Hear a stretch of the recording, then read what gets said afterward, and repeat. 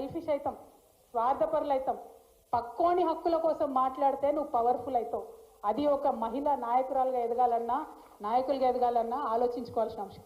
ఇంకొక మాట అక్క, మా అక్క చెల్లెలకు కూడా నేను చెప్పాలి, టీవీల ద్వారా కూడా ప్రపంచం అంతా చూస్తుంది కాబట్టి చెప్పాలి. ఆడవాళ్ళైనా మగవాళ్ళైనా సక్సెస్కి షార్ట్ కట్ ఉండదు. ఎవరైనా కష్టపడాల్సిందే. ఆడవాళ్ళు ఇంకెక్కువ కష్టపడాలి. ఇగో ఇక్కడ ఉన్న మా అక్కలందరికీ తెలుసు, ఎమ్మెల్యేలుగా గెలిచిన వాళ్ళు ఉన్నారు, జెడ్పీ చైర్మన్లుగా చేసిన వాళ్ళు ఉన్నారు, మినిస్టర్లుగా చేసిన అక్కలు ఉన్నారు, ఎంపీలుగా చేసిన వాళ్ళు ఉన్నారు. మా అందరికీ కూడా తెలుసు ఎన్ని కష్టాలు ఉంటాయో. అయినా సరే కష్టపడదాం. ఎందుకంటే లక్షలాది మందిలో ఒక్కరిగా నిలవాలంటే ఎవరైనా కష్టపడాలి. నాకు ఆదర్శం ఇద్దరబ్బా ప్రపంచంలో. ఒకటి మార్గరెట్ థాచర్, ఆమె బ్రిటన్కి ప్రధానమంత్రి ఉండే. ఇంకొకటి కేసీఆర్ గారు. ఆ బ్రిటన్ ప్రధానమంత్రి ఉన్నామే ఒక మాట చెప్తుంది. ఏమంటది తెలుసా? ఏదైనా ముచ్చట పెట్టేది ఉంటేనట పని మగవాళ్ళకి అప్పచెప్పాలన్నట. మీద మాట్లాడతారు, కానీ ఆ పని జరగాలంటే మాత్రం ఆడవాళ్ళకే చెప్పాలంట. ఎందుకంటే ఎంటబడి చేయించుకొని వస్తారు. ఆమె చాలా బలంగా పనిచేసిన నాయకురాలు. చాలా పెద్ద ఎత్తున ఆమెను వ్యతిరేకించినా కూడా గొప్పగా ప్రధానమంత్రిగా ఆమె బ్రిటన్ని ముందుకు తీసుకెళ్ళినటువంటి నాయకురాలు. ఒక చిన్న ఎగ్జాంపుల్ చెప్తా మా ఆడబిడ్డలకు అర్థం కావడానికి. అయితే ఆ మార్గరెట్ థాచర్ అనేట ఆమెకి పాపం గొంతు సన్నగా వస్తుంది అన్నట్టు, కీచు గొంతులాగా వస్తుంది. ఆమె గొంతు కీచు గొంతులాగా ఉందని చెప్పి ఆమెకు రాజకీయంగా అవకాశాలు ఇవ్వకపోతే ఆమె కష్టపడి ఆమె గొంతు మీద వర్క్ చేసి బలమైన గొంతుక బలమైన విషయం వినిపించాలని ఆ స్థాయి నుంచి పనిచేసి పైకి వచ్చిన నాయకురాలు. అంటే మనలో లోపాలు ఉంటాయి, మనలో ఖచ్చితంగా ప్రతి మనిషి అనక లోపాలు లేకుండా ఎందుకుంటాం. ఎంత పెద్ద నాయకుడైనా కడుపు తల్లిలకెళ్ళి నాయకుడుగా పుట్టాడుగా. కేసీఆర్ సార్ పుట్టినప్పుడు పసిబిడ్డగానే పుట్టిండు, కానీ ఇవాళ ఆయన ప్రతి ఒక్కరి గుండెలలో ఉన్నాడంటే ఆయన పడ్డ కష్టం. సక్సెస్కి షార్ట్ కట్ లేదు. సక్సెస్ కావాలంటే ఆడవాళ్ళైనా మగవాళ్ళైనా పనిచేయాల్సింది. ఇవాళకి కూడా మా నాన్న, నేను చూస్తా కదా కేసీఆర్ గారు, కొత్త టెక్నాలజీ వచ్చిందంటే ఆయన చూసి నేర్చుకుంటాడు. కొత్త విషయం వచ్చిందంటే చదువుకుంటాడు తను. మనం అది చేయలేదనుకోండి, నిత్యం అధ్యయనం చేయలేదనుకోండి, ఫెయిల్ అయిపోతాం. సో నేను మహిళను కాబట్టి నాకేదో ప్రత్యేకత ఉండాలంటే ఉండదు. అందరం కూడా కష్టపడాల్సిందే. కాకపోతే ఇక్కడ ఒక విషయం చెప్తా నేను. మా నాన్న ఇవాళ ఇంత పెద్ద నాయకుడు ఏంటంటే అందులో ఇద్దరు మహిళల పాత్ర ఉన్నది. ఒకటి మా నాన్న వాళ్ళ అమ్మది, ఇంకొకటి మా అమ్మది.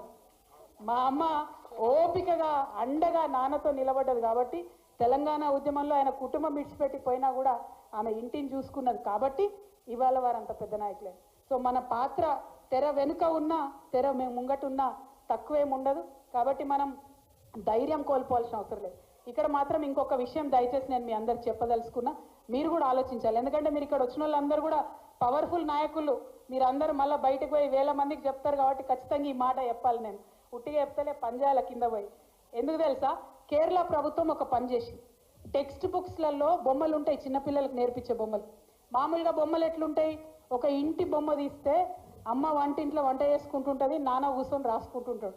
మగపిల్లగాడేమో ఏరోప్లేన్లతో ఆడుకుంటుంటాడు, ఆడపిల్లనేమో బొమ్మరిళ్లతో ఆడుకుంటుంటాడు. అంటే అర్థమైంది, ఆడపిల్లలు బొమ్మలతో ఆడుకోవాలి, మగపిల్లగాళ్ళు ఏరోప్లేన్లో కూడా ఆలోచన చేయొచ్చు, నాన్ననేమో మీద కూసుకొని రాస్తాడు, అమ్మ వంట చేస్తుందని అర్థం. చెప్పకనే ఒక మగపిల్లగాడికైనా ఆడపిల్లకైనా మనం అది చెప్తున్నాం. కేరళ ప్రభుత్వం దీని మీద ఆలోచన చేసి అధ్యయనం చేసి ఏం చేసిందంటే, ఇవాళ కేరళ టెక్స్ట్ బుక్లలో మీరు చూసుకుంటే ఆడబిడ్డలు రాసుకునేది ఉంటుంది, నాన్న వంట పనిలో సహాయం చేస్తున్నది ఉంటుంది, ఆడపిల్లలు ఆడుకునేది ఉంటుంది, స్పోర్ట్స్ ఉంటుంది, మగపిల్లగాళ్ళు ఇంకో పని చేస్తుంది. అంటే అందరూ కూడా ఎవరైనా ఆడ మగ తేడా లేకుండా పనిని పంచుకోవాలి, కుటుంబ భారాన్ని పంచుకోవాలి, ఆకాశమే హద్దుగా మనకు అవకాశాలు దొరుకుతాయి, దానికోసం ఆలోచన చేయాలని ఒక మెసేజ్, ఒక బొమ్మలు ఉంటుంది. అటువంటి ప్రయత్నం మన తెలంగాణలో జరగాలి. అటువంటి ఆలోచన మన తెలంగాణ ప్రభుత్వం చేసే విధంగా ఇగో ఇక్కడ ఉన్న మహిళా నాయకులు మనం అందరం కూడా ప్రయత్నం చేయాలి. ఆ చిన్న చిన్న విషయాలు.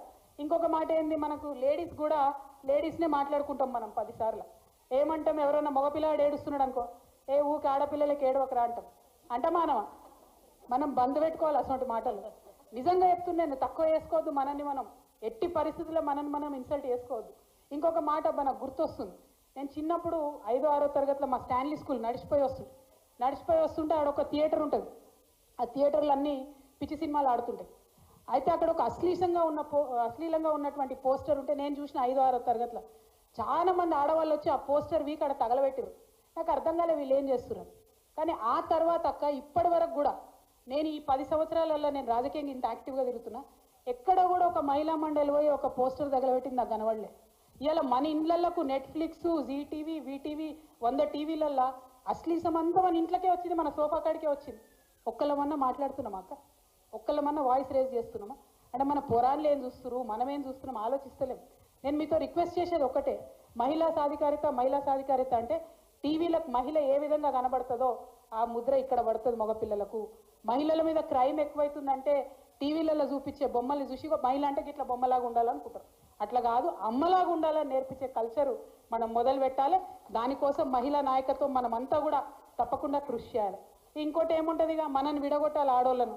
అంటే ఏంది, అత్త మీద కోడలు స్కీమ్ వేయాలి, కోడల మీద అత్త స్కీమ్ వేయాలి. ఇవే సీరియల్ ఉంటాయి, కర్మగాలి మనం అవే సీరియల్ చూస్తుంటాం. అంతేనా కదా? సూపర్ హిట్ సీరియల్ అంటే ఏంటంటే అత్త ప్లాన్ చేస్తుంటుంది కోడల్ని ఎట్లా చంపాలో, కోడలు ప్లాన్ చేస్తుంటుంది అత్త. ఎందుకు ఇవి? వాటి మీద మనం ఎందుకు మాట్లాడతలేం? మనం అంత చెడ్డవాళ్ళమా? అత్త వేరు అమ్మ వేరు అవుతుందని? అత్త లేకపోతే మా ఆయన ఎక్కడికి వెళ్ళి వచ్చిండు? ఎగ్జాంపుల్ చెప్తున్నా. మనం అది ఆలోచన చేసుకోవాలి కదా. మనం ఎందుకు మనల్ని మనం తక్కువ చేసి చూపించుకోవాలి? మనల్ని తక్కువ చేసి చూపించేటటువంటి వాటిని మనం ఎందుకు ఎంకరేజ్ చేయాలి? దయచేసి అది ఆలోచన చేయవలసిందిగా మిమ్మల్ని నేను కోరుతున్నాను. మరి వీటన్నిటితో పాటు మనము ఇవాళ ప్రభుత్వం నడుస్తున్న తెలంగాణలో వాళ్ళు మహిళలకు కొన్ని మాటలు ఇచ్చారు. మరి ఆ మాటలు ఇంప్లిమెంట్ చేయాలని కూడా ఖచ్చితంగా అడగాల్సినటువంటి అవసరం ఉన్నది. కేంద్ర ప్రభుత్వం ఏం చేసింది?